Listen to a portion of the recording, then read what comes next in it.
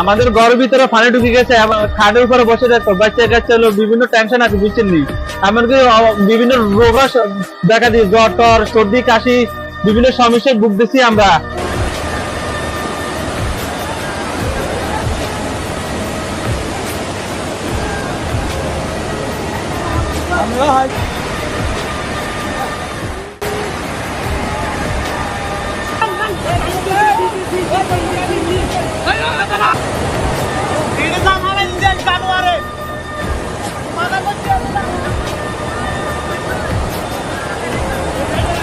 বিপদে আছে, রান্নাঘরে পানি ঢুকে গেছে, এখন বড় ঘরে ভাত করতেছি টিন দিয়া, তারপরেও বড় ঘরে পানি ঢুকে গেছে, ঘর পড়ে গেছে।